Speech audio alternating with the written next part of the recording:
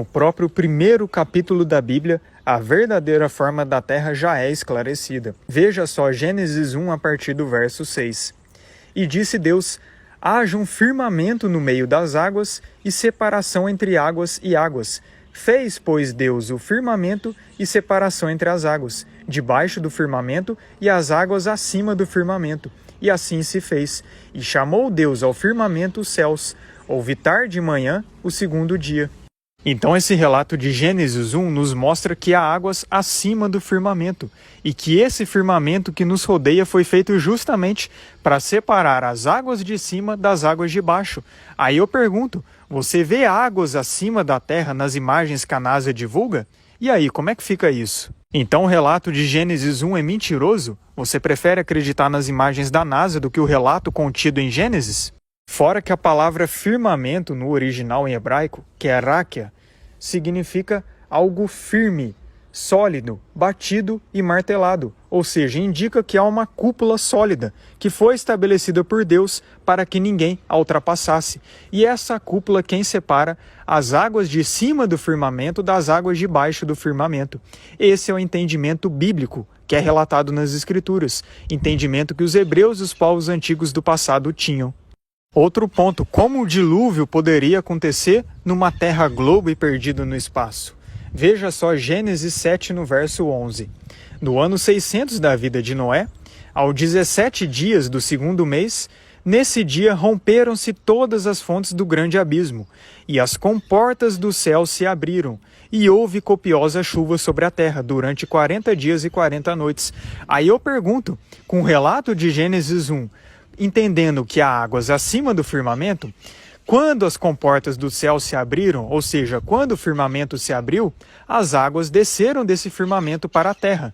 Isso fica muito mais coerente com o relato de Gênesis. Então esse relato do dilúvio só faz sentido com o relato de Gênesis, e não com o relato da pseudociência moderna. Pois do contrário, de onde surgiriam essas águas que cobriram toda a terra naquela época? Do além, do acaso? Outro ponto é a Torre de Babel. Como é possível a Torre de Babel com o objetivo de se achegar aos céus no modelo que hoje nos apresentam? Agora, quando você entende a verdadeira forma da Terra, tudo faz muito mais sentido. E isso mostra que o que eles queriam era justamente chegar até os céus para romper o firmamento. Era esse o objetivo deles com a Torre de Babel. E porque o Criador naquela época jamais permitiu que Nimrod e sua estirpe chegasse aos céus, mas hoje permite normalmente que os astronautas cheguem ao universo, saiam da Terra sem problema algum. Então hoje o Criador permite, naquela época ele não permitiu, ele mudou de opinião. Outro ponto, durante a tentação no deserto, como Satanás mostrou para o Messias todos os reinos do mundo, partindo do pressuposto que estamos numa terra, bola molhada, giratória, perdida no espaço, e há partes que estão de ponta cabeça, como que o Messias, chegando ao alto da terra, teria visto a parte que estão de ponta cabeça? Qual que é o sentido? Agora, entendendo a verdadeira forma da terra, entendendo que Satanás levou ele para uma altura, e dependendo da altura que ele foi levado, era possível sim ver todos os reinos do mundo, com esse entendimento cosmológico verdadeiro, aí sim tudo fica muito mais claro, tudo muito mais esclarecido, e não fica mais essa confusão. Como é possível na volta do Messias em Apocalipse 1, verso 7, todo olho o vendo, ou seja, todas as pessoas que estão sobre a terra vendo a volta gloriosa dele, se há pessoas que estão de ponta cabeça, se há outras pessoas que estão no topo, como isso é possível na volta do Messias?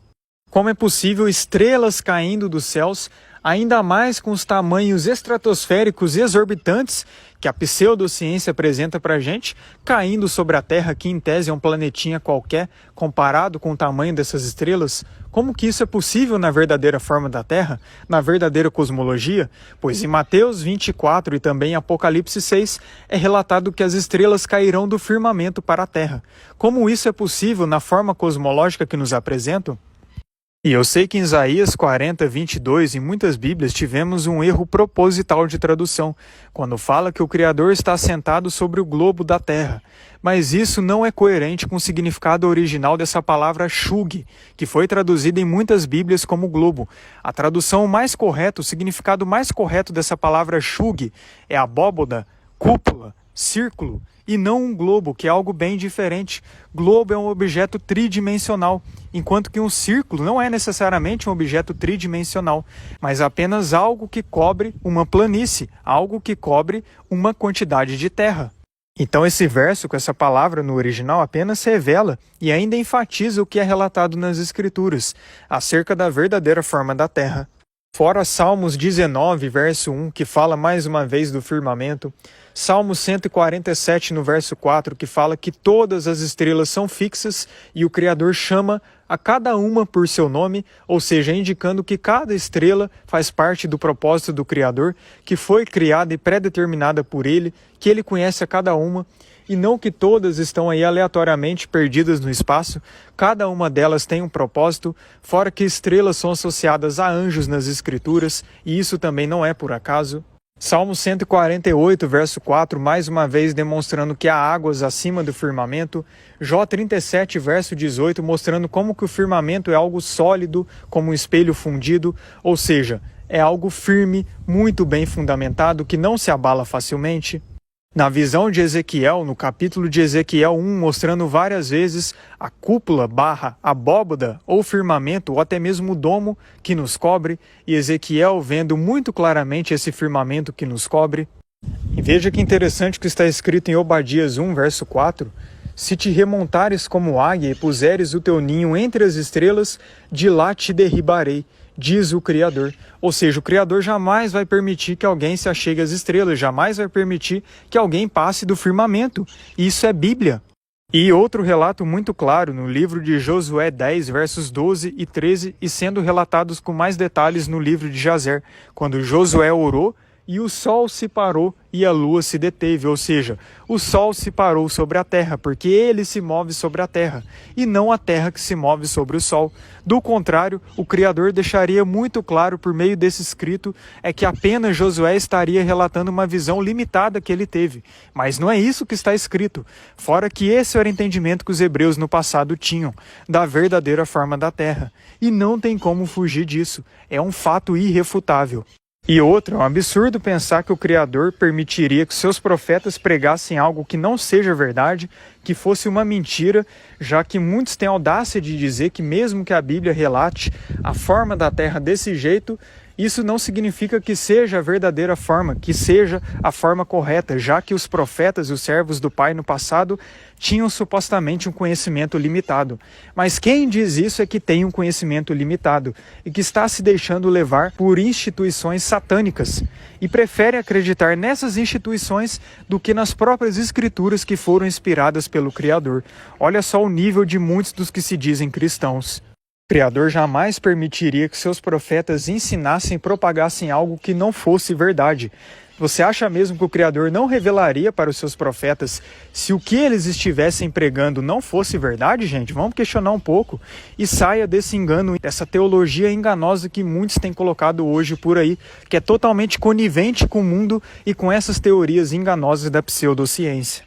Mas é isso, poderia citar aqui vários outros versos das Escrituras, são mais de 200, 300, 400 versos na Bíblia que demonstram a verdadeira forma da Terra, fora o livro de Enoque que deixa muito mais claro e com muito mais detalhes a verdadeira forma da Terra, inclusive nos mostra que o Sol e a Lua possuem o mesmo tamanho e a diferença é que o Sol é 7 vezes mais luminoso, por isso que aparenta ser maior, mas na verdade não é, ou seja, o Sol é menor do que a Terra. E isso era o entendimento hebraico. Fora que a Bíblia mesmo, no primeiro capítulo de Gênesis, mostra que o Sol foi criado no 4º dia, enquanto que a Terra foi criada no 1º. Já a pseudociência nos diz que o Sol foi criado antes da Terra. E aí, quem está certo? A Bíblia ou a pseudociência? Não tem como você dizer que os dois são coniventes, são coerentes, um contraria o outro, e ou você acredita na Bíblia, ou você acredita nesse modelo enganoso que foi nos apresentado ao longo de nossas vidas. Não tem como acreditar nos dois ao mesmo tempo. Bom, mas eu fico por aqui, que todos vocês fiquem na paz, nunca deixem de exercer seus pensamentos críticos e entenda que quanto mais você se aproxima da verdade, mais você se aproxima do Criador e mais você compreende o porquê das coisas, o porquê estamos aqui e o que devemos fazer para nos achegarmos ao Pai. Busque a santidade, busque busque a renúncia do pecado, busque se achegar ao Pai, pois é isso que mais importa. E quanto mais você se afasta do pecado, mais a verdade é trazida para você.